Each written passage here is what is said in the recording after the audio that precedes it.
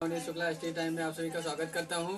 और आज मैं फिर इससे पहले हमने क्या किया था, यूनिवर्स से लेकर और पृथ्वी तक कैसे क्या हुआ ये आपको एक सर्किल में समझा दिया गया था। फिर आज हम क्या करेंगे, हम ब्रह्मांड की उत्पत्ति कैसे हुई इसके बारे में ध्यान रखेंगे कि बिग बैंग के आधार पर ब्रह्मांड की उत्पत्ति कैसे हुई, इतना हम जानेंगे। ठीक है, तो सबसे पहले हम ये जान लेते हैं कि ब्रह्मांड की अगर बात करेंगे तो सबसे पहले कहाँ से स्टार्ट हुआ और कैसे कैसे ब्रह्मांड की उत्पत्ति हुई, ये एक सीरीज में हम जानेंगे। ठीक है, तो सबसे पहले क्या हुआ कि लगभग 13 अरब वर्ष पहले की बात है।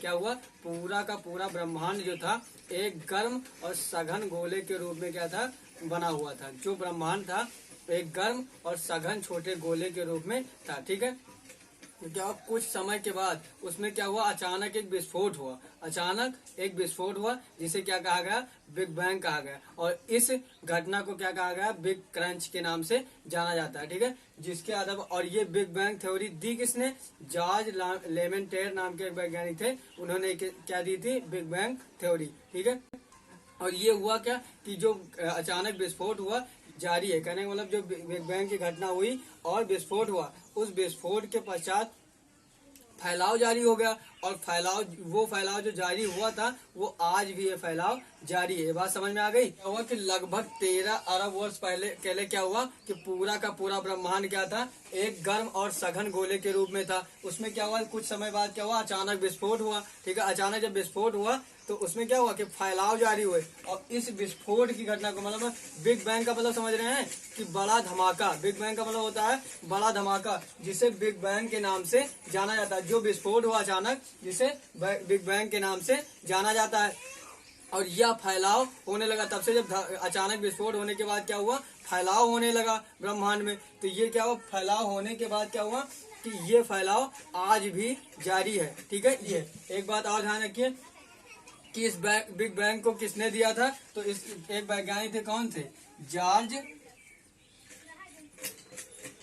जॉर्ज लेमेंटेर नाम के एक वैज्ञानिक थे, जिसने क्या बिग बैंग थ्योरी दी थी। ठीक है, ये बात निर्माण का भी कह सकते हैं। क्या हुआ, कुछ करोड़ वर्ष पश्चात क्या हुआ, तारों और आकाश गंगाओं का निर्माण हुआ। फिर इसके बाद क्या हुआ, हाइड्रोजन, हीलियम गैस और धूल कणों से बने विशाल कणों का क्या हुआ, जन्म हुआ, निर्माण होने लगा, धीरे धीरे निर्माण होने लगा। फिर इसके बाद क्या पश्चात हम बात करते हैं कि बाद में ये इकट्ठा होने से क्या हुआ, इसे क्या कहा गया, इनके इकट्ठा होने, इन धूल कणों की बात करेंगे। इन धूल कणों की बात यहाँ करते हैं कि इनके इकट्ठा होने के पश्चात, इकट्ठा होने के पश्चात क्या हुआ, इन्हें क्या कहा गया, जब ये धूल कण इकट्ठा हो गए तो इन्हें एक नाम से जाना गया। किस नाम से जाना गया, ये ध्यान रखिएगा, नेबुला। जिसे क्या कहते हैं, नेबुला नाम से जाना गया, जिसे निहारिका हिंदी में कहा जाता है। ठीक है, निहारिका कहा जाता है। ठीक, एक बार फिर से रिपीट करेंगे।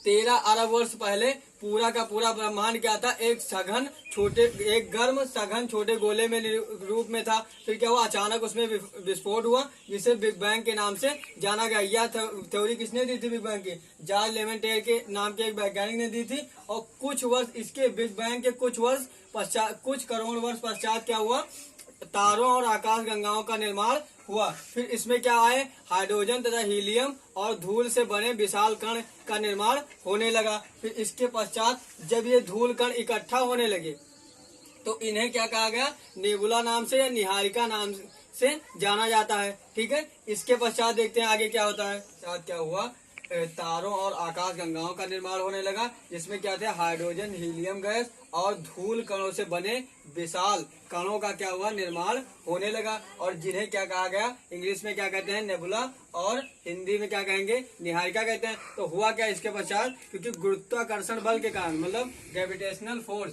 अगर बात करेंगे गुरुत्वाकर्षण बल के कारण,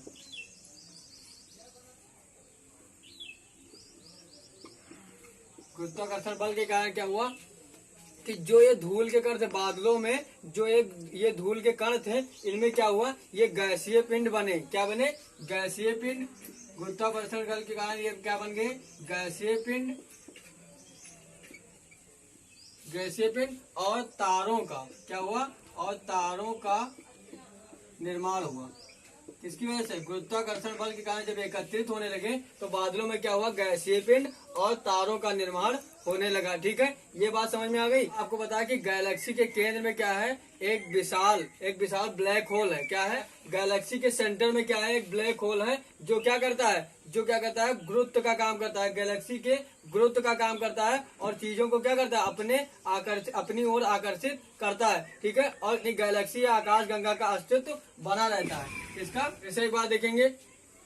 आपको बताया कि गुरुत्वाकर्षण बल के कारण क्या हुआ? बादलों में क्या हुआ? गैसीय पिंड और तारों का निर्माण होने लगा। और इससे क्या पता चला कि गैलेक्सी के सेंटर में क्या कहेंगे? गैलेक्सी के सेंटर में एक विशाल ब्लैक होल है जो क्या करता है? अपनी ओर चीजों को आकर्षित करता है। गुरुत्व का काम करता है, गैलेक्सी के गुरुत्व का काम करता है, और जिससे क्या होता है? गैलेक्सी यानी कि आकाश गंगा का अस्तित्व हमेशा बना रहता है। इसमें कोई भी परिवर्तन नहीं होता। समझ में आ गया? ये इतना ब्लैक होल के बारे में थोड़ा यहाँ शॉर्ट में जान लेते हैं, फिर आगे डिटेल में बताएंगे।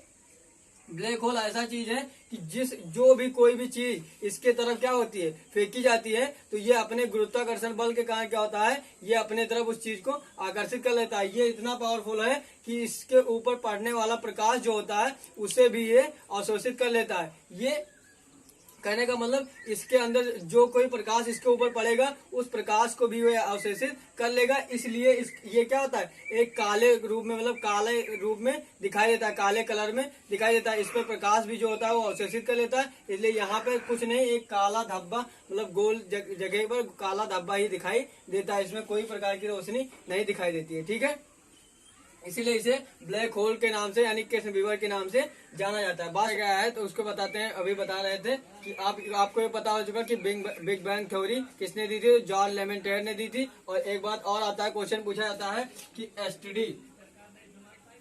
एसटीडी ऑफ यूनिवर्स को क्या कहा जाता है? तो आप ध्यान रखिए, कॉस्मोलॉजी। क्या कहते हैं? कॉस्मोलॉजी। ठीक है, स्टडी ऑफ यूनिवर्स यानी कि ब्रह्मांड के अध्ययन को क्या कहते हैं? कॉस्मोलॉजी कहा जाता है। ये क्वेश्चन आता है, अक्सर पूछा जाता है एग्जाम में। ठीक है, तो ये ध्यान रखिएगा, यूनिवर्स से रिलेटेड है। ठीक, तो आपको समझ में आ गई कि यूनिवर्स यानी ब्रह्मांड की उत्पत्ति कैसे हुई। तो ये टॉपिक यहाँ तक आपको कहीं भी डाउट हो तो आप क्या करेंगे? कमेंट करेंगे, और वीडियो पसंद आए तो लाइक और ज्यादा से ज्यादा शेयर करेंगे ताकि अधिक से अधिक स्टूडेंट इसका लाभ उठा सकें। Thank you class.